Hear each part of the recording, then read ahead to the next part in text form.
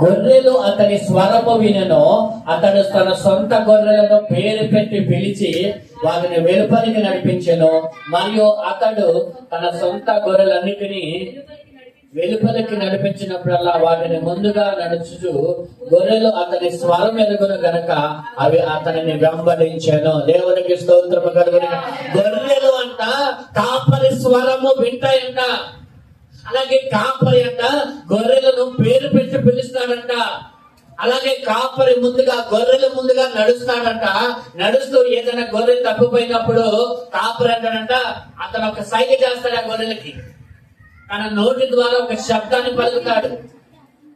తన నోటి ద్వారా ఒక శబ్దాన్ని పలికినప్పుడు గొర్రెలు ఆ కాపరి యొక్క స్వరము విని అతను వెంబడిస్తాయి. దేవునికి స్తోత్రం చెప్పండి. హల్లెలూయా. చూడండి, ఇక్కడ యోహాను చాలా స్పష్టంగా మాట్లాడుతున్నాడు. గొర్రెలు అనగా దేవుని బిడ్డలు, కాపరి అనగా యేసయ్య. ఎవరండి కాపరి? మన ప్రభువు యేసయ్య మనకు మంచి కాపరి ఉన్నాడు. దావీదు అంటాడు, యెహోవా నా కాపరి, నాకు ఏమి కలగదు. ఈ రోజు నుంచి మీరు అలా ప్రార్థన చేయగలరా?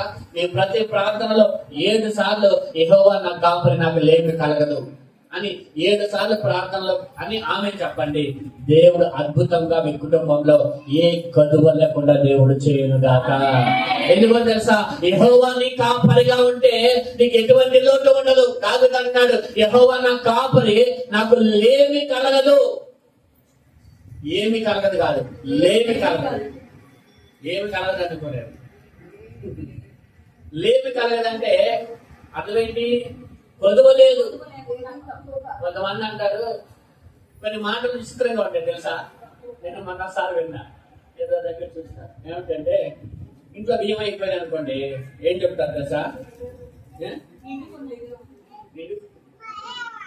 అయిపోయినాయి అని చెప్పాలి కదా, నిండుకుంటాం ఏంటి? అవునా కదా? అంటారు అలాగా. ఇంట్లో యజమాని చెప్తారు, అయ్యా ఇంట్లో బియ్యం నిండుకున్నాయి, అయ్యా బియ్యం తీసుకురా. నిండుకున్నప్పుడు తీసుకురావడం ఎందుకండి?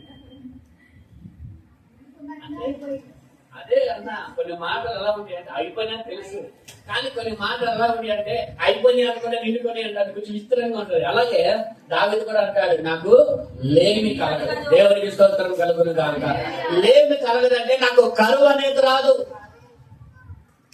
ఏ స్థితిలో కూడా, ఏ పరిస్థితుల్లో కూడా, ఏ విషయంలో కూడా నాకు కరువు రాదు.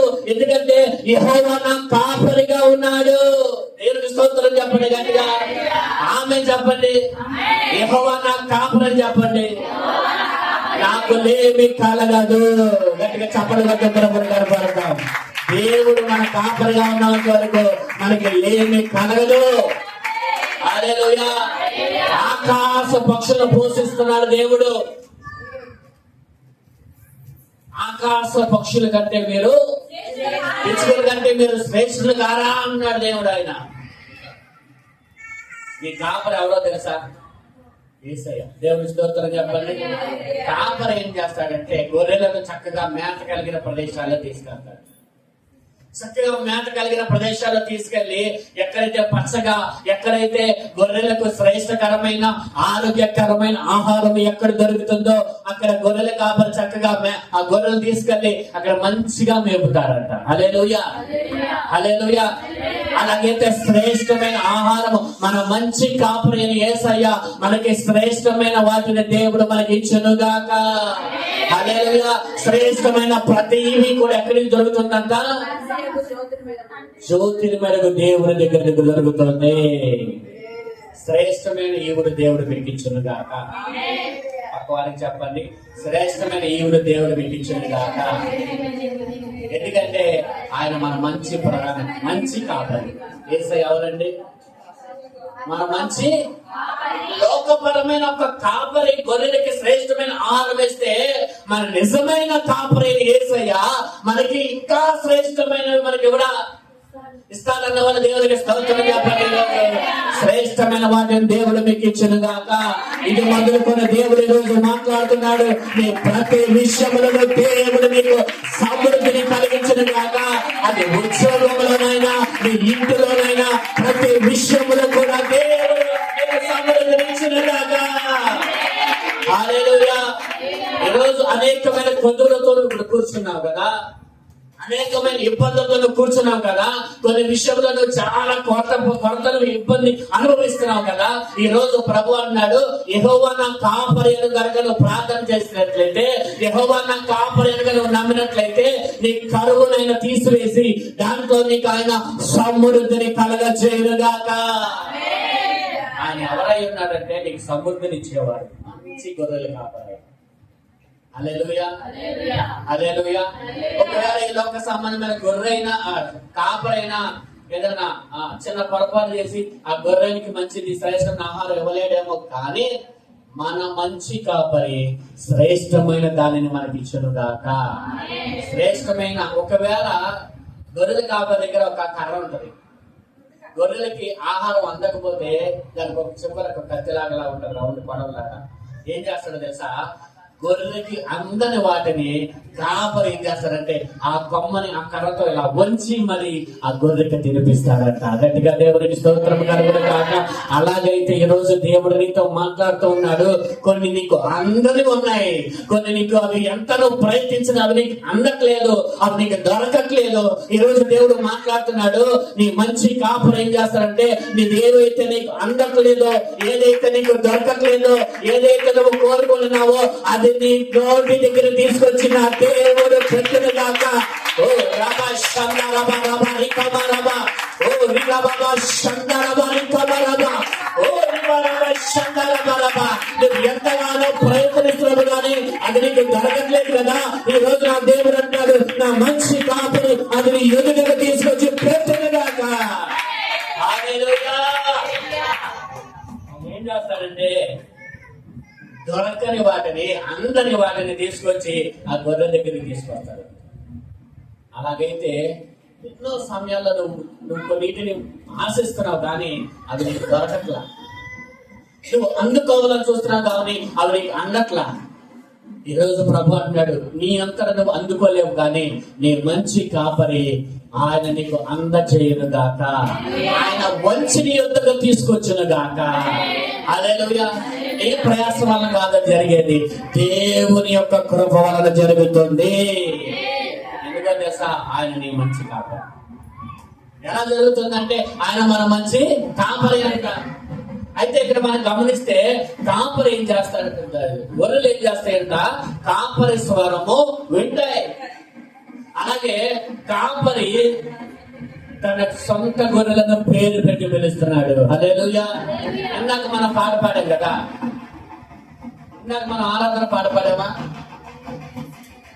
ఎబెనేజర్, ఎల్లోహి, యెహోవా రఫా. 3 మాటలు. ఎబెనేజర్ అంటే ఆదుకునే దేవుడు అంట, ఎల్లోహి అంటే చూస్తున్న దేవుడు అంట, అలాగే యెహోవా రఫా అంటే స్వస్థపరచు దేవుడై ఉన్నాడు. అక్కడ మనం గమనిస్తే కనుక ఎబెనేజర్గా ప్రతి విషయంలో కూడా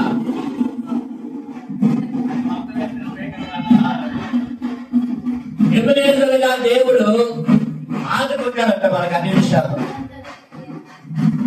చాలా మంది కొన్ని సందర్భాల్లో అంటారు కదా, దేవుడిలాగా ఆదుకున్నావురా, చాలా క్లిష్టమైన పరిస్థితి, ఎవరు సాయం చేయరు, కానీ ఎవరో వచ్చి ఒకరు నువ్వు అడగగా ఒక వ్యక్తి వచ్చి నేను సాయం చేస్తాడు, అప్పుడు అంటాం దేవుడిలాగా ఆదుకున్నావురా.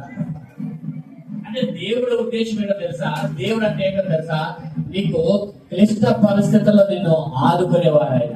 ఒకటి.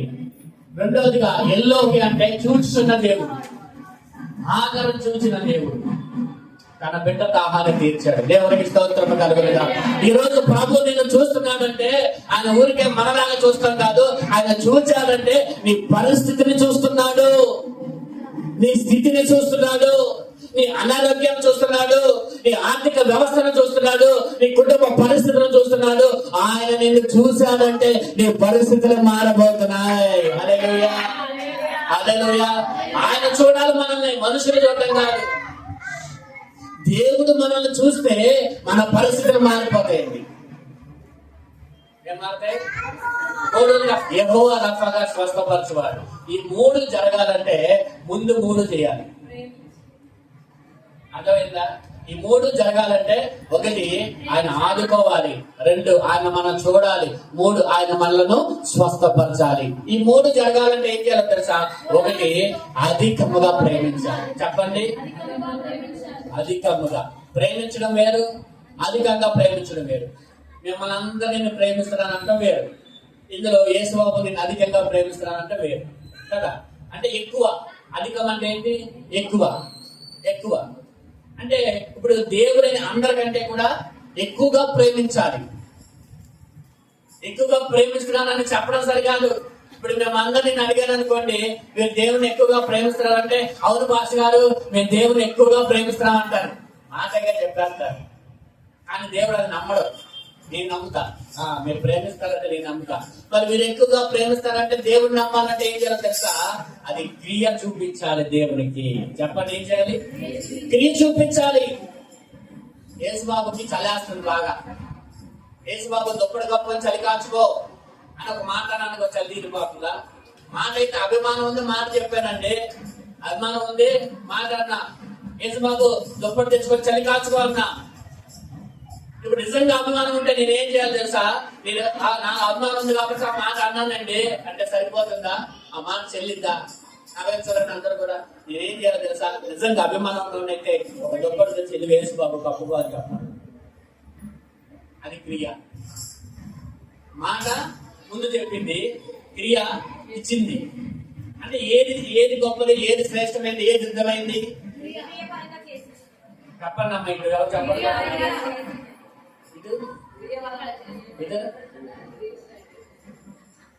చెప్పడం కాదు, చెయ్యాలి.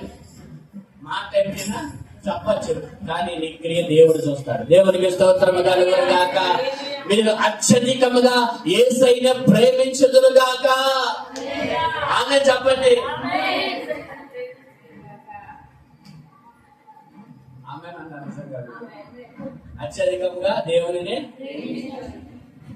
రేపు వారమంతా దేవుడు చూస్తాడు. చూచును గాక. కృప కలుగును గాక. యేసయ్య మీకు అందరికంటే ఎక్కువ దేవుని ప్రేమించే మనసు ఇచ్చును గాక. హల్లెలూయా.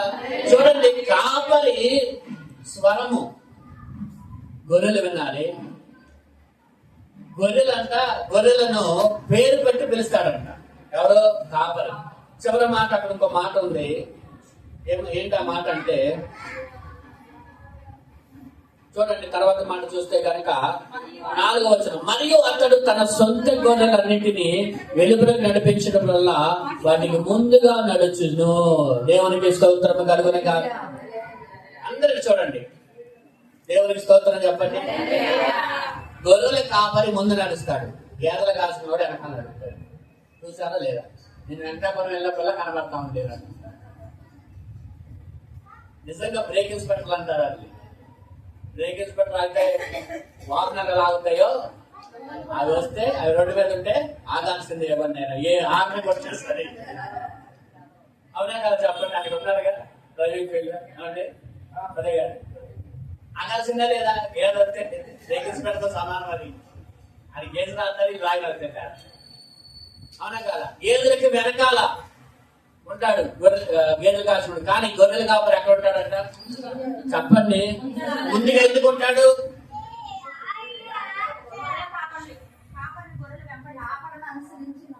దేవునికి స్తోత్రం చెప్పండి.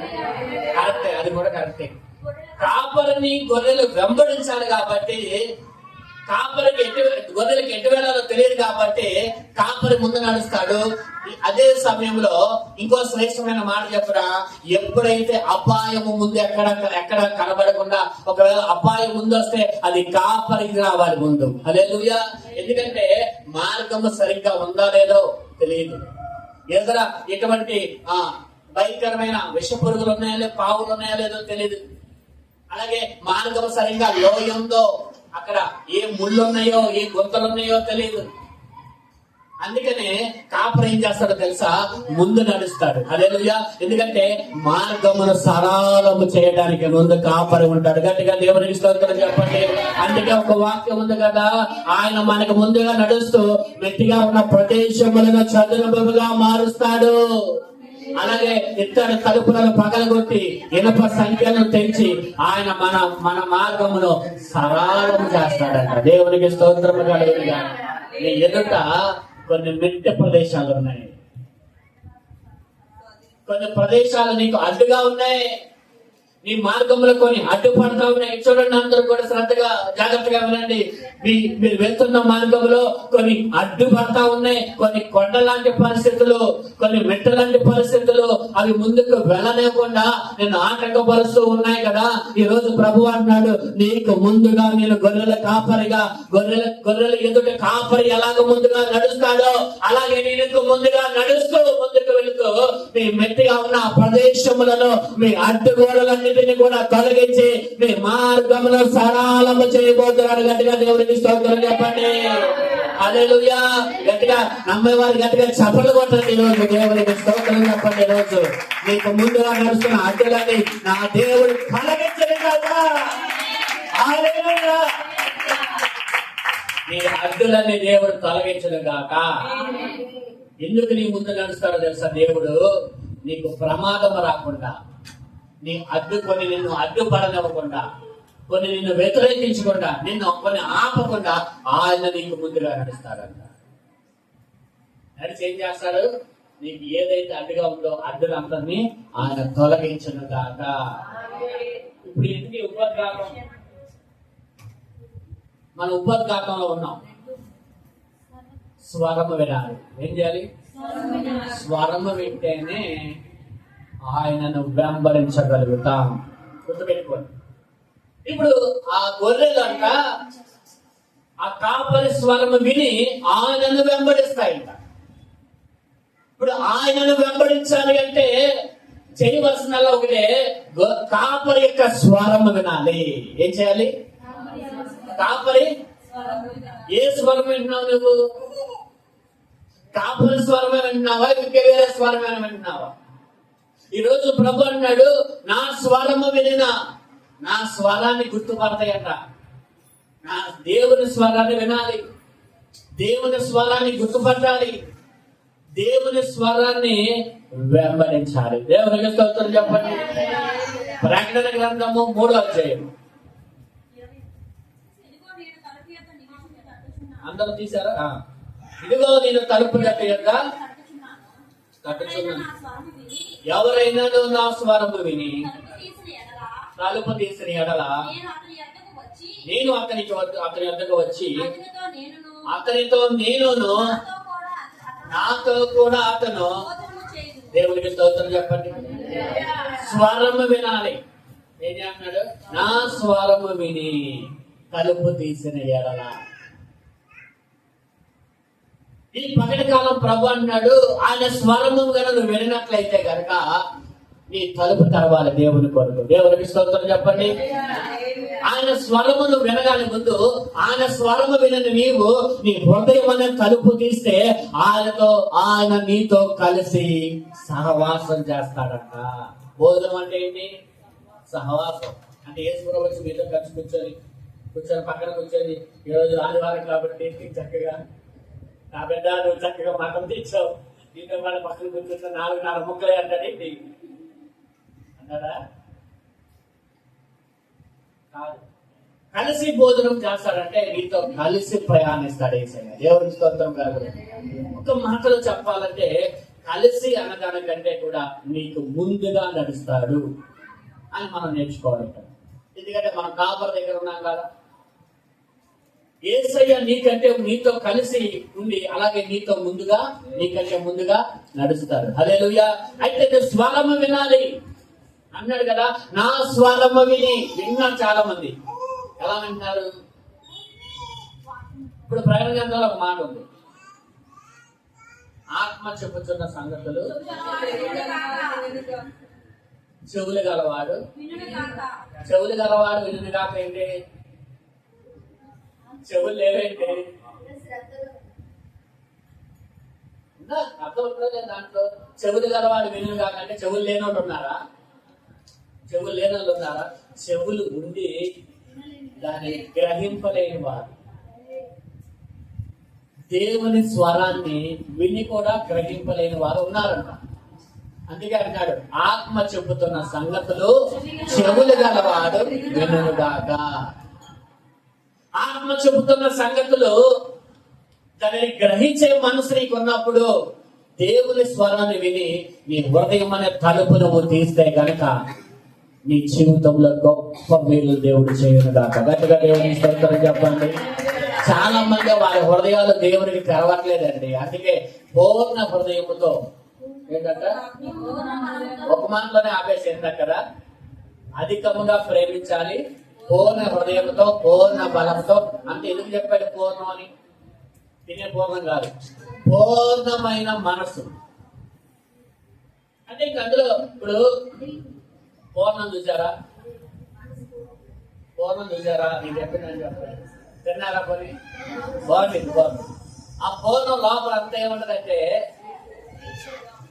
తీయని పప్పు ఉంటుంది. అందులో అంతేనా? బెల్లం వేసిన పప్పు లోపల ఉంటుంది. ఈ పైది కంటే ఆ లోపలే బాగుంటుంది. నాకు మీకేమో నాకు తెలియదు కానీ పైదేమో కానీ లోపల అంత బాగుంటుందో. ఎందుకంటే దాంట్లో పూర్ణం అంటే దాంట్లో పూర్ణం ఏముంటుంది అంటే లోపల చక్కని తీయని పదార్థం ఉంటుంది. అవునా? ఇంకేం ఉండవు అందులో. అలాగే మీ మనస్సులో కూడా మీ హృదయంలో కూడా పూర్ణంగా ఎవరు ఉండాలంట? దేవుడే ఉండాలి. దేవుడికి స్తోత్రం చెప్పండి. దేవుడు లేకుండా వేరే వారికి ఏదైనా స్థానం ఇస్తే అది పూర్ణమైన హృదయం అవరు. అయిదా? ఇప్పుడు పూర్ణముగా అంటే పూర్తిగా సంపూర్ణంగా అంటే ఇంకా దాంట్లో ఎక్కడ ఖాళీ ఉండకూడదు. చాలా మంది అంటారు, నాకు నాలుగు గదులు, నా హృదయంలో 4 గదులు ఉన్నాయి. ఒక గదిని ఇంకొక గది ఇంకొక గది, అలా గదులు కాదు, పూర్తిగా దేవుడికే గది. అవునండి. హృదయం అంట ఇల్లు ఖాళీగా ఉండడం చూసి, అబ్బా పూర్తి చక్కగా ఉండడం చూసి అంట ఒక దెయ్యం వెళ్ళి ఏ దయ్యాలు వీటికన్నా చెడ్డగా అంటే ఇంకా అంటే అర్థం ఏంటి? ఒక దెయ్యం ఉన్నప్పుడైనా ఒకలా ఉన్నావు, ఇది ఏ దెయ్యాలు తీసుకొస్తే. అందుకే గుర్తుపెట్టుకోండి, మీ హృదయములు ఎక్కడ ఖాళీగా ఉంచొద్దు. ఎవరితో నింపుకోవాలి? ఏ సైతం మీ హృదయాలు నింపుకోండి. ఆ హృదయములు ఏ సైతం మీరు నింపుకున్నప్పుడు ఆయనలాగా మీరు మారిపోతారు. ఎదుటి వాళ్ళకు కూడా మీలో ఏ సయ్య కనబడతాడు. మీ మాటలు మారుతాయి, మీ చూపులు మారుతాయి, మీ ఆలోచనలు మారుతాయి, మీ యొక్క ప్రవర్తన మారిపోతుంది అప్పుడు. హల్లెలూయా. అందుకే మన హృదయం అంతా కూడా యేసుని మనం నింపుకుందాము గాక. చూడండి, స్వరము వినాలి అంటాడు. ఎవరైతే నా స్వరము విని తలుపు దిగాలి. ఈరోజు ఎంతమంది ప్రభుకి ఆ హృదయాలు తెరుస్తారో దేవుడు వారితో సహవాసం చేయబోతున్నాడు. గట్టిగా దేవుడికి స్తోత్రం చెప్పండి. నీతో సహవాసం చేయాలని ఆశపడుతున్న దేవుడు ఒకడు ఉన్నాడు.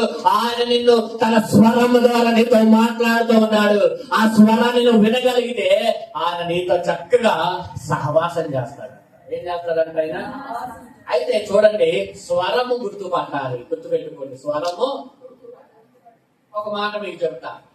ఏదైనా తోటలో దేవుడు రోజు స్వరము ఆదామంటాడు. ఆదామా నువ్వు ఎక్కడ అనగానే ఆ స్వరము విని చెట్టులను దాక్కున్నాడంట. ఎవరు? ఆదాము. స్వరము విని పరిగెత్తుకొని వచ్చేవాడు రోజు. ఆదాము ఎక్కడంటే ప్రభువా ఇక్కడే ప్రభువా అని హాజరయ్యేవాడంట. చూడండి, కానీ ఒక రోజు ఏమైందంటే ఆ స్వరము వినేది చెట్టు దాకా దాక్కున్నాడు. ఎందుకంటే స్వరము వినలేని స్థితిలో ఉన్నాడు. స్వరము వినలేని పరిస్థితులకు వెళ్ళిపోయాడు. కారణం పాపం. చెప్పండి, కారణం పాపం. ఏం పాపం? ఆజ్ఞను అతిక్రమించి. ఇక నేను ఒక మాట అంటా చూడండి. అవ్వ ఆదాము ప్రతిరోజు దేవుని స్వరం వింటున్నారు లేదా? రోజు దేవుడు వస్తున్నాడు, వాళ్ళ దగ్గరికి వస్తున్నాడు, మీ దగ్గర కూడా వస్తున్నాడు. ఎంతమంది రుజువు చేసుకుంటారు దేవుడు? ప్రతిరోజు ప్రభు నీ దగ్గరికి వస్తాడు. ప్రతిరోజు ఆదాము చల్లపూట సాయంత్రం పూట వచ్చేవాడంట. మరి మీ దగ్గర కూడా ప్రభు రాడా? మీరు మనం ఆయన పిల్లలు రాదా? వస్తాడు. మరి ఎంతమంది ప్రభు రిసీవ్ చేసుకుంటున్నారు, చక్కగా ఆయనతో సంభాషణలో గడుపుతున్నారు? ఎంతమంది ప్రభుని వెనక పంపించారో అది మీకు వదిలేస్తున్నాను. అయితే ప్రభువు సహవాసం చేయడానికి ప్రతిరోజు వచ్చేవాడు. చక్కగా ఆయన స్వరము మాట్లాడేది, ఆడు ఆ అపవాదములు వినేవాళ్ళు. అయితే ఒకరోజు ఒక చెట్టు మీద సాతాను కూర్చున్నాడు. ఆయన కూర్చొని ఆయన మాట్లాడుతుంటే ఇప్పుడు ఇది దేవుని స్వరము కాదు కదా. ఇది వేరే స్వరము కదా, ఆ స్వరము నేను ఎందుకు వినాలి, ఆ స్వరము చెప్పినట్టు నేను ఎందుకు నడవాలి అని అవ్వ కనుక అంటే ఈ పాడికి కష్టాలు ఈ బాధలు చెప్పరు మనకు వచ్చాయి కదా. అవునే కదా. ఇప్పుడు దేవుని స్వరం విన్నా నీవు దెయ్యం స్వరము ఏదో దేవుని స్వరం ఏదో గుర్తుపట్టాలి కదా, అట్టాల లేదా. నరుడు ఒంటరిగా మంచిగా ఉండడం మంచిది కాదన్నప్పుడు మరి అవ్వ ఒంటరిగా తిరగడం మంచిదా? మరి అవ్వ ఎందుకు ఒంటరిగా వెళ్ళింది? అవ్వకు కష్టనాలు ఎక్కువ, ఆదామును వదిలేసి ఒంటరిగా వెళ్ళిపోయింది. నిజం చెప్తున్నా. ఆదాము అంటే ఏంటది అలా చేయకూడదని దేవుడు చెప్పాడు, కానీ 2 పీకో లేదా గర్దించో లేదా తిట్టో సరి చేసేవాడు ఆమెను. కానీ ఆదాము లేనప్పుడు ఒంటరిగా వెళ్ళిందంట. సరే ఒంటరిగా వెళ్ళావవ్వా, దేవుని స్వరం రోజు వింటున్నావు కదా, సాతాను స్వరంకి దేవుని స్వరానికి తేడా తెలియాలిగా నీకు. కొంతమందికి దేవుని స్వరానికి సాతాను స్వరానికి తేడా తెలియట్లా. దేవుడు మాట్లాడాడు నాతో అంటాడు. నిజంగా చెప్పాలంటే నువ్వు దేవుడు నీతో మాట్లాడాలంటే వాక్యం ద్వారానే మాట్లాడతాడు. అది ఏదైనా కానివ్వండి, అది ప్రవచనమైన దర్శనమైన స్వరమైన ఏదైనా కానివ్వండి, ఒకటే గుర్తు, దేవుడు నీతో మాట్లాడాలంటే వాక్యంలోంచే మాట్లాడతాడు. ఏదైనా. రెండోది, ఆయన నీతో మాట్లాడగలిగిన స్థితిలో నువ్వు ఉండాలి. ఎవరు భర్తలతో మాట్లాడతాడు దేవుడు? సొంత వాక్యంలో ఒక మాటను మనం నేర్చుకుందాం.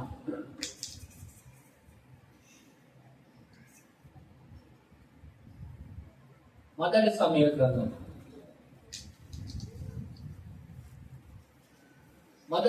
గ్రంథం 3వ అధ్యాయము 7వ వచనం. సమూయేలు ఎరుగకుండెను, కాలేదు. అతడు లేచి ఏలీ దగ్గరికి పోయి, చిత్తము నీవు నన్ను పిలిచితివే, ఇదిగో వచ్చితిననగా ఏలీ యెహోవా ఆ బాలును పిలిచి నన్ను గ్రహించి నీవు పోయి పండుకొమ్ము, ఎవరైనా నిన్ను పిలిచిన యెడల యెహోవా నీ దాసుడు ఆలోచించుచున్నాడు, ఆజ్ఞేయమని చెప్పమని సమూయేలుతో అనగా సమూయేలు పోయి తన తలమందు పండుకొనెను. దేవునికి స్తోత్రం చెప్పండి. హల్లెలూయా. అందరు కళ్ళ పైకి దేవునికి స్తోత్రం చెప్పండి అమ్మా. కింద ఎవరు చదవద్దు, కింద ఎవరు చూడొద్దు. అయితే ఇక్కడ మనం గమనించిన మాట మనకు తెలుసు కదా, సమూయేలు తన తల్లి మొక్కుబడి ప్రకారంగా దేవుని సన్నిధిలో పాల్గొంచినట్టు వదిలిపెట్టేసింది.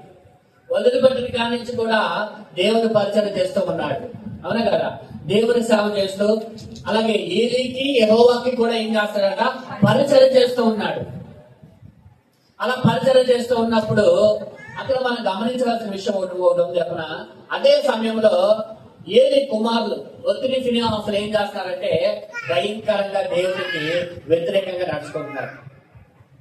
ఏం చేస్తున్నారు, ఆ మాంసం తెస్తారు ఉడకపోకుండానే తిండిపోతున్నా తినేయడం, ఆ వచ్చిన వారితోనే పాపం చేయడం.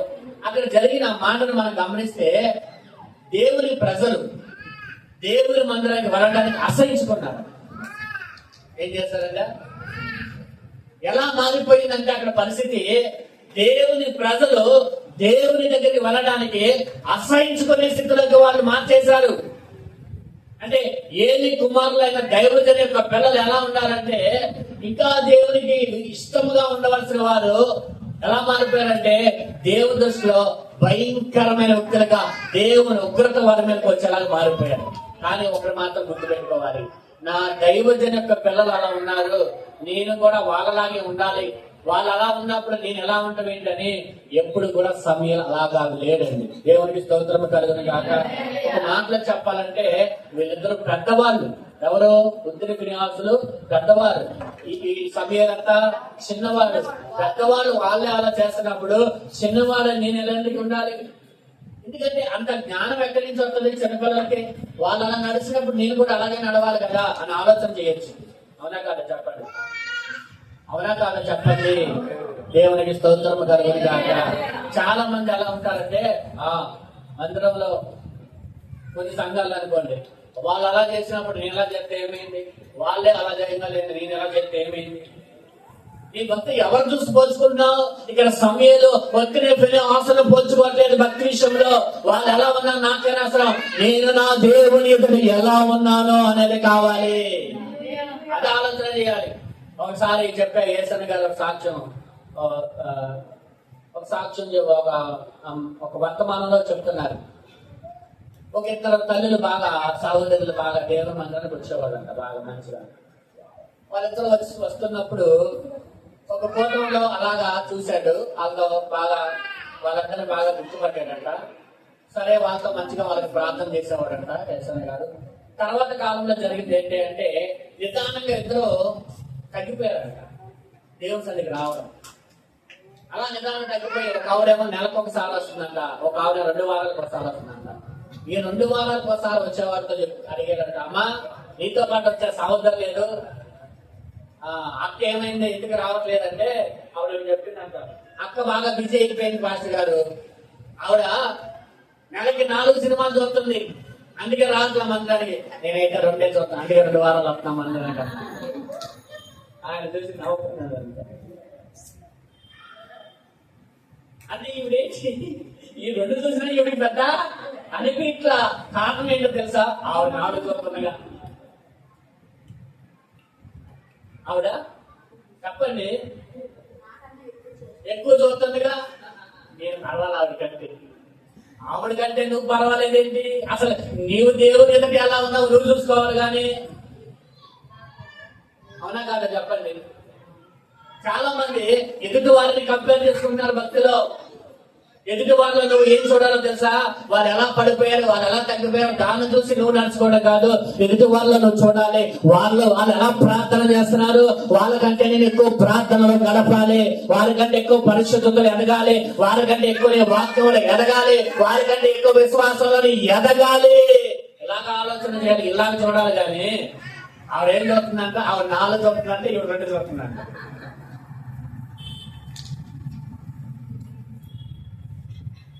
ఇంకో ఉదాహరణ చెప్తానండి. ఎక్కువ ఉదాహరణ చెప్పను నేను, కానీ ఈరోజు 2 చెప్తున్నాను. ఇంకొకటి ఏంటంటే ఇలాగే ఇద్దరు సహోదరులు చక్కగా మందిరానికి వచ్చేవాళ్ళు. చక్కగా ఇద్దరు భక్తులు చక్కగా ఎదిగేవాళ్ళు. ఒక రోజు ఏమైందంటే హఠాత్తుగా ఒక సహోదరి పడిపోయింది మందిరానికి రావట్లా. ఆవిడేం చేస్తుందంటే ఆ సినిమాలు టీవీలు ఇట్లాగా అయిపోయి బాగా దారి తప్పిపోయింది బాగా. ఈ సహోదరి చూసింది ఆవిడ, ఈవిడికంటే బాగా ప్రార్థన ఎదిగిన ఆవిడ. కానీ ఏం జరిగిందో తెలియదు, సడన్ గా పడిపోయింది ఆవిడ దేవుళ్ళు. ఈవిడ చూసింది, నాకంటే బాగా ఎదిగిన ఆవిడ ఈవిడే పడిపోయింది కదా. సరే ఈవిడ నిదానంగా ప్రార్థన తగ్గించేసింది. ప్రార్థన తగ్గించి మారింది. ఎందుకని? ఆవిడే నాకన్నా బాగా ఎదిగిన ఆవిడే పడిపోయింది, నాదే ఉందిలే అన్నట్టుగా ఈవిడ నిదానంగా ప్రార్థన తప్పించేసింది. ఈవిడ నిదానంగా ఆరాధనకి వెళ్ళడం మానేసింది. అలాగా తప్పిపోయింది. ఈవిడ కంటే ఎక్కువ ఆవిడ బాగా ఇదిగా చేస్తుందని ఈవిడ చూస్తా ఉంది ప్రతిరోజు. కానీ సడన్ గా ఒక రోజు వీళ్ళిద్దరు చనిపోయారంట. చూడండి, వీళ్ళిద్దరు చనిపోతే బాగా పడిపోయి బాగా ఇదిగా ఉందన్న ఇది చూసింది కదా. ఆవిడేమో పరలోకంలో దేవుని దగ్గర ఉందంట, ఈవిడేమో నరకానికి వెళ్ళిపోతుందంట. అర్థం కాల ఈ సహోదరికి విషయం. కాబట్టి చూడండి అందరూ శ్రద్ధగా ఈ స్త్రీ అడుగుతుంది, ఈ సహోదరి, ఏంటి ప్రభు నువ్వు న్యాయమైన దేవుడు కదా, ఇలా ఎందుకు చేసావు? నాకంటే ఘోరంగా బ్రతికినావుడా, నాకంటే దారుణంగా బ్రతికినావుడేమో పర్లోకి వెళ్తుంది, నేను కొంచెం మంచిగా బ్రతికినా నేను ఎందుకు వెళ్ళలేకపోయానని దేవుడిని నిలదీసిందట. అప్పుడు ప్రభు ఏం చేశాడు తెలుసా? ఒక సీడీ ఇలా పెట్టి చూపించాడట, వీడియో చూపించాడట. ఆ వీడియో ఏంటంటే తెలుసా? ఆవిడ అన్ని చేసింది వాస్తవమే, కానీ ఒక రోజు ఆవిడలో మార్పు వచ్చి ఆవిడ ఏడ్చి ప్రభు పాదాలు పట్టుకొని పశ్చాత్తాపంతో క్షమాపణ ప్రభు దగ్గర పొందుకుందట. ఆ విషయం స్త్రీకి తెలియదు. ఎవరికి తెలియలేదండి? ఆవిడ రహస్యంగా అర్ధరాత్రి పనులు వేసి ఏడ్చి ప్రార్థన చేసుకున్న సంగతి, క్షమాపణ పొందుకున్న సంగతి ఎవరికి తెలియలా? ఈ సహోదరి తెలియలా. ఈవిడ ఇంకా అనుకుంటుంది ఆవిడ ఇంకా నాకన్నా దారుణమైన స్థితిలోనే ఉంటాను. కానీ ఒకరోజు ఏమైంది చెప్పండి? ఆవిడ పశ్చాత్తాపన సంగతి ఈవిడికి తెలియలేదు. ఎవరు వెళ్ళారు? అందుకే ఎవరు చూడకూడదు మనం? అవునా కాదు చెప్పండి. 2వ దాన్ని అందుకే చెప్పాను. ఎదుటి వారిని చూసి కాదు. నువ్వు ఎవరు చూడాలంటే విశ్వాసమునకు కర్త దానిని కొనసాగించేవాడైనా యేసు వైపు చూస్తూ ముందుకు సాగాలి. గట్టిగా దేవునికి స్తోత్రం చెప్పండి. హల్లెలూయా. ఎవరి వైపు చూడాలి మనం? ఎవరి స్వరం మనం వింటున్నాం ఈ రోజుల్లో? ఎవరి స్వరాన్ని మనం వింటున్నాం? ఇక్కడ మనం చూస్తే కనుక సమూయేలు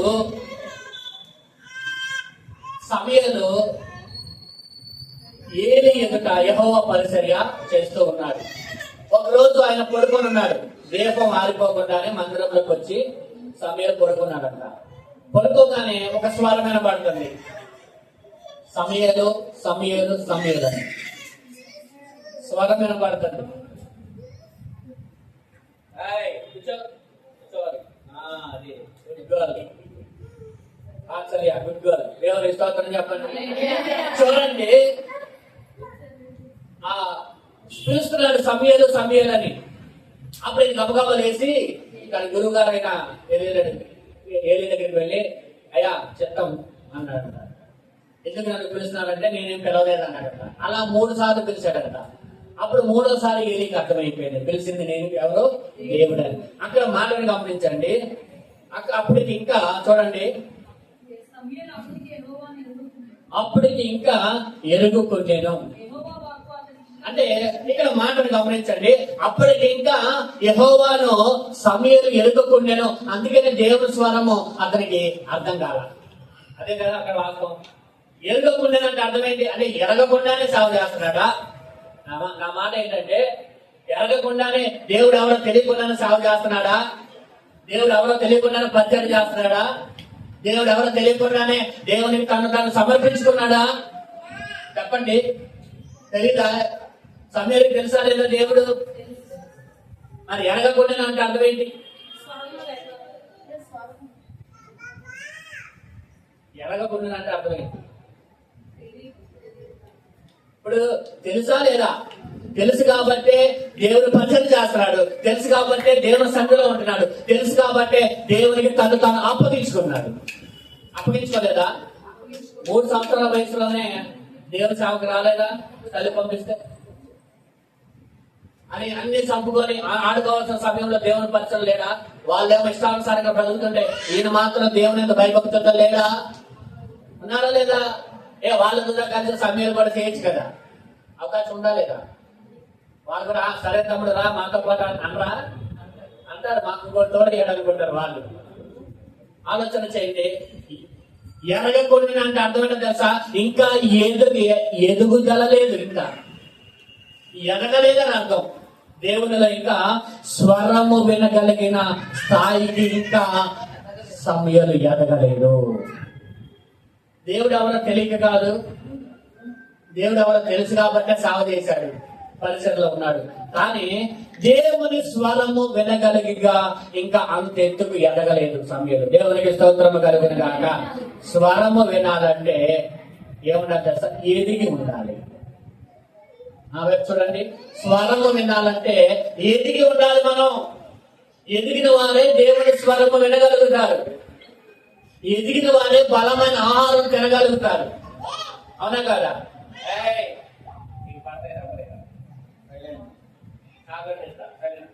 దేవుని స్తోత్రం చెప్పండి. హల్లెలూయా. చూడండి, ఎదిగిన వారు ఏం చేస్తారంటే బలమైన ఆహారం తింటారు. ఇప్పుడు ఈ పిల్లల వాత్సల్య, ఈ పిల్లకి మటన్ వేసి పెడితే తిరిగిద్దా? పిల్ల గవర్నర్ పెద్దలు అని ఇచ్చే మటన్ వేసి పెడితే చక్కగా తిరిగిద్దా? కారణం ఏంటి చెప్పాలి? ఒకటే, ఎదుగుదల. చెప్పండి. ఎదుగుదల ఉన్నవాళ్ళు బలమైన ఆహారం తింటారు. ఎదిగిన వారు దేవుని స్వరము వినగలుగుతారు. దేవునికి స్తోత్రం చెప్పండి. అంటే దేవుని స్వరం వినాలంటే మనం చేయవలసిందల్లా మనం దేవునిలో ఎదిగే వారముగా ఉండాలి. మన పిల్లలు ఎదుగుతున్నారు, అనవసరమైన జుట్టు కూడా ఎదుగుతుంది. వద్దన్న ఎదుగుతుంది కదా, కానీ మనం మాత్రం దేవుల్లో. నేను ఒక మాట అడుగుతా, చెప్పండి. మీరు ఇన్ని సంవత్సరాల నుంచి మందిరానికి వస్తున్నారుగా, ఎంతగా ప్రభువులు ఎదుగుతున్నారు? మీరు మీరు నాకు చెప్పద్దు, మీరు అనుకోండి. నాలో ఇప్పుడు ఈ మందిరానికి వచ్చిన దేవుని బిడ్డలారా, మీరు ఎదుగుదల కనబడాలి. ఏమవ్వాలి? ఎదుగుదల కనబడాలి. ఎదుగుదల లేకపోతే ఏమవుతుంది? ఎదిగిన వారు ఆశీర్వదించబడతారంట. మూడో మాట చెప్పండి. ఎదిగిన వారు దేవుని స్వరము వినగలుగుతారు. ఎదిగిన వారు బలమైన ఆహారం తినగలుగుతారు. ఎదిగిన వారు దేవుని స్వరము వినగలుగుతారు. చూడండి వాక్యంలో న్యాయాధిపతుల గ్రంథం 13:24 వచ్చిన చదవండి. తరువాత ఆ స్త్రీ ఆ. కుమారుని కని అతనికి సంసోను అని పేరు పెట్టెను. ఆ. ఆ బాలుడు ఎదిగినప్పుడు ఆ. యెహోవా అతని ఆ బాలుడు ఎదిగినప్పుడు యెహోవా అతనిని ఆశీర్వదించను. గట్టిగా దేవునికి స్తోత్రం చెప్పండి. స్తోత్రం. హల్లెలూయా. ఎప్పుడు ఆశీర్వదించాడు దేవుడు? నా వైపు చూడండి అందరూ కూడా. అమ్మా అందరూ తలబెట్టండి. ఎప్పుడు ఆశీర్వదించాడు దేవుడు? చెప్పండి. ఎదిగినప్పుడు దేవుడు ఏం చేస్తాడంట? ఆశీర్వదించాడు. అలాగైతే ఈ రోజు దేవుడు మాట్లాడుతూ ఉన్నాడు మీతో. మీరు కనుక ఎదిగిన వారుగా ఉంటే, చూడండి, ఎదిగిన వారుగా ఉంటే దేవుడు మిమ్మల్ని ఆశీర్వదించును గాక. ఎవరిని దేవుడు ఆశీర్వదిస్తున్నాడండి? ఎదిగిన వారిని. ఎక్కడ ఎదగాలి? దేవునిలో ఎదగాలి. ఒక ఉద్యోగంలో ఉన్నప్పుడు ఆ ఉద్యోగంలో ఎదుగుదల కోరుకుంటున్నాం. మన బిడ్డలు ఎదుగుదల మనం కోరుకుంటున్నాం. మన స్థితిగతులు మారాలి, ఉన్నతమైన స్థానంలోకి ఎదగాలని మనం కోరుకుంటున్నాం. ఒక్కొక్క మట్టు ఎదుగుతూ మంచి స్థానంలో మనం ఉండాలని కోరుకుంటున్నాం. అయితే ఆ ఎదుగుదల అనేది భక్తులు నువ్వు చూపించగలిగితే దేవుడు అద్భుతముగా నేను ఆశీర్వదిస్తానని దేవుడు మాట్లాడుతూ ఉన్నాడు. ఎవరిని ఆశీర్వదిస్తాడండి? ఎదిగిన వారు. చెప్పండి. ఎదిగిన వారిని. భక్తిలో ఒక్కొక్క మెట్టు మనం ఎదగాలి. ఒక్కొక్క మెట్టు మనం ఎదిగినప్పుడు దేవుడు మనల్ని ఆశీర్వదించును గాక. వాక్యంలో మనం చూస్తే సమయం ఇంకా ఎక్కువైపోయింది. ఇంకా చెప్పాల్సిన చాలా ఉన్నాయి. అయితే ఒక మాట చూడండి. నిర్గమాకాండ 32:17 ఒక మాట ఉంది. ఇక్కడ ఆ ప్రజలు ఆ, పెద్ద కేకలు వేయుచుండగా ఆ, యెహోషువ ధ్వనిని అక్కడ ప్రజలంట గొప్ప కేకలు వేస్తుండగా యెహోషువ ధ్వనిని పాలెంలో యుద్ధ ధ్వని అని మోషేతో అనగా పాలెంలో అదేంట యుద్ధ ధ్వని అని మోషేతో అనగా ఆ, అతడు ఆ. అది జయధ్వని కాదు, ఆ. విజయ ధ్వని కాదు, సంగీత ధ్వని నాకు వినబడుతున్నదని. చూడండి, మోషే ఏమో కొండపై ఉన్నాడు, యెహోషువ ఏమో కొండ కింద గుడారంలో ఉన్నాడు. అక్కడేమో ఏం జరుగుతుంది? అక్కడ చెప్పండి. బయట దూర ఆరాధన జరుగుతూ ఉంది. అక్కడ వాళ్ళందరూ తాగి ఏం చేస్తారు? చెప్పండి.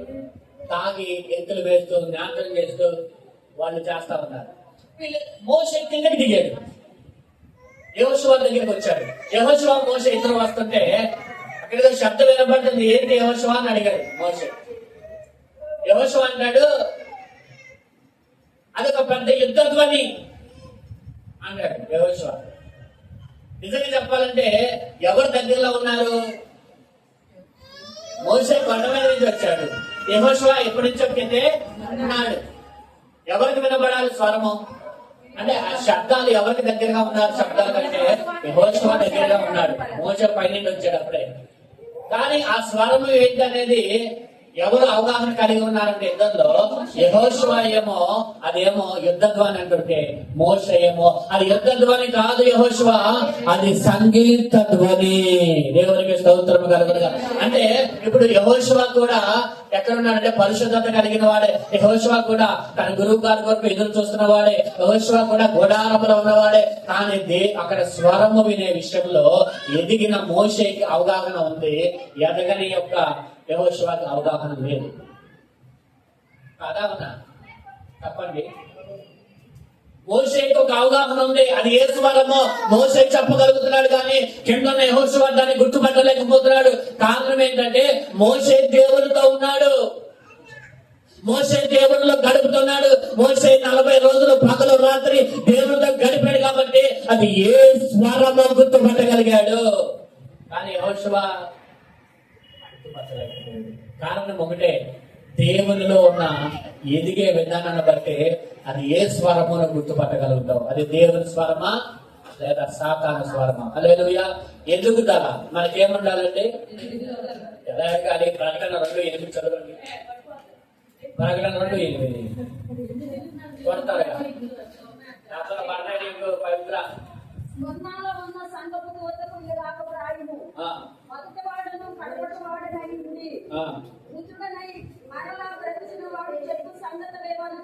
ఆ, నీ శ్రమను దరిద్రతను నేను ఎరుగుదును. ఆ, అయినను నీవు ధనవంతుడివే. ఆ.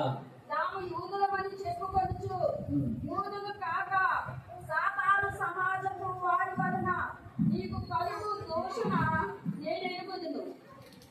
ఏం చదువుతున్నావమ్మా? ప్రకటన 2:8. 2:18 చదవండి. దూరదైరాలో ఉన్న సంఘపు దూతకు ఆ. ఈలకు ప్రాయము. ఆ. అగ్నిజ్వాల వంటి కన్నులను ఆ. అపరంజి పోలిన పాదములు గల దేవుని కుమారుడు చెప్పు సంగతులేమనగా ఆ. నీ క్రియలను, నీ ప్రేమను, నీ విశ్వాసమును, నీ పరిచర్యను, నీ సహవాసమును నేను ఎరుగుదును. ఆ. నీ మొదటి క్రియల నీ మొదటి క్రియల కన్నా క్రియల కన్నా నీ కనపటి క్రియలు మరి ఎక్కువైనని దేవునికి స్తోత్రం కలుగునుగా. ఏం సాక్ష్యం చెప్తున్నారు దేవుడు అంటే, నీ మొదటి క్రియల కంటే కూడా నీ కనపటి నీ క్రియలు కడపడి క్రియలు మరీ ఎక్కువగా ఉన్నాయి. అంటే ఎలా ఉన్నారు వాళ్ళు ఈ వీటిలో అంతా? ప్రేమను, ఆ. విశ్వాసము, పరిచర్యను, సహనము. ఇవన్నీ కూడా ఎలా ఉన్నాయంట? మొదటి కంటే కూడా కనపడి అంటే చివరికి ఎలా ఉన్నాయో తెలుసా? ఏమని చెప్తున్నాడు యేసయ్య అంటే, ఎక్కువగా ఉన్నాయి. అంటే మొదట ఉన్న వాటి కంటే వాళ్ళు ఇప్పుడు ఎలా ఉన్నారంటే ఎదిగిన వారుగా ఉన్నారు. దేవునికి స్తోత్రం కలుగును గాక. ఎలా ఎదగాలో తెలుసా? దేవునిలో అంచెలంచెలుగా మనం ఎదుగుదుము గాక. హల్లెలూయా. అంచెలంచెలుగా మోషే పెద్దవాడైన తర్వాత అంత్యకాల పాప భోగముల కంటే దేవుని బిడ్డలతో శ్రమ అనుభవించుట మేలని ఎంచుకున్నాడు. అంటే మోషే పెద్దవాడు అవడం అంటే ఏంటో తెలుసా? ఆత్మీయంగా ఎదిగేదని అర్థం. చెప్పండి. ఆత్మీయంగా ఎదిగిన వారు ఏం కోరుకుంటారంటే శ్రమలను కోరుకుంటున్నారు కదా. అంటే ఆ సుఖభోగాల కంటే దేవుని బిడ్డలతో కలిసి శ్రమను అనుభవడమే మంచిది అని ఎదిగిన వారినట్టుగా అక్కడ మోషే మనకు మాట్లాడుతున్నాడు. అర్థమైందా? అంటే మనం ఎలా ఉండాలంటే అంచెలుగా మనం ఎదగాలి. చెప్పండి, ఎలా ఎదగాలి? మొదటి క్రియల కంటే కడపడి క్రియలు ఎలా ఉన్నాయంట? మరి ఎక్కువగా అలా ఉండాలి మనం. అలాగే రూతు కూడా అదే మాట చెప్తాడు. నీకు మొదట మంచి ప్రవర్తన కలిగి ఉన్నావు, అలాగే చివరి కూడా దానికంటే ఎక్కువ సత్ప్రవర్తన నువ్వు కలిగి ఉన్నావు అంటాడు. హల్లెలూయా. అందుకని నేను నిన్ను ఆశీర్వదిస్తున్నాను అంటాడు అక్కడ. అయితే చివరికి ఒక మాట చెప్పుకొని ముగించుకుందాం, సమయం లేదు కనుక ఒకే ఒక మాట. ఎలా ఎదగాలి, ఎంతగా ఎదగాలంటే ఎఫెసీ పత్రిక 4:11 ప్రకారంగా మనం చూద్దాం. 4:11. మనమందరము విశ్వాస విషయంలోను ఆ. దేవుని కుమారుని గురించిన జ్ఞానం విషయంలోను ఆ. ఏకత్వం పొంది ఆ. సంపూర్ణ పురుషుల కొరకు ఆ. అనగా క్రీస్తునకు కలిగిన సంపూర్ణత క్రీస్తునకు కలిగిన సంపూర్ణత వరకు సమానముగైన సంపూర్ణతలకు మనం ఎదగాలి. దేవునికి స్తోత్రం చెప్పండి. అందరూ నా వైపు చూడండి. చివరి మాటగా నా మాటల ముగింపులో నేను చెప్తూ ఉన్నాను, ఎక్కడ దాకా మనం ఎదగాలంటే క్రీస్తు యొక్క సంపూర్ణతలకు మనం ఎదగాలి. క్రీస్తు యొక్క సంపూర్ణతకు సమానముగా మనం ఎదగాలి. అప్పుడే నువ్వు ఎదిగినట్టు. చాలా మంది అంటారు, నాకంతా తెలుసు, నేనంతా నేను చేసుకున్నాను, నా భక్తి అంతా అయిపోయింది. ఏంటి అయిపోయింది? క్రీస్తు యొక్క సంపూర్ణతలకు నువ్వు ఎదిగావా?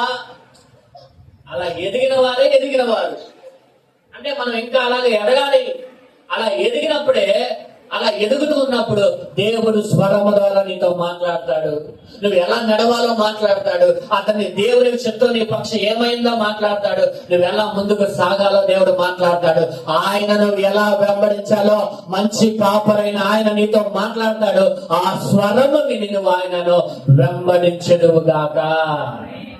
ఒకే ఒక మాట, ఎదిగిన వారు స్వరము వినగలుగుతారు.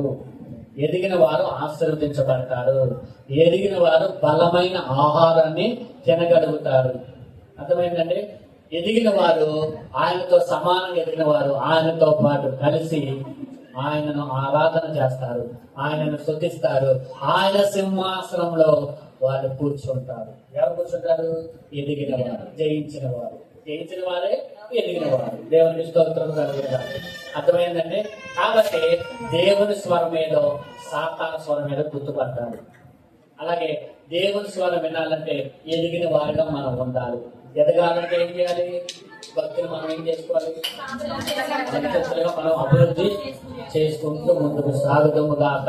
ఈ వాక్యము దేవుడు మిమ్మల్ని దీవించును గాక.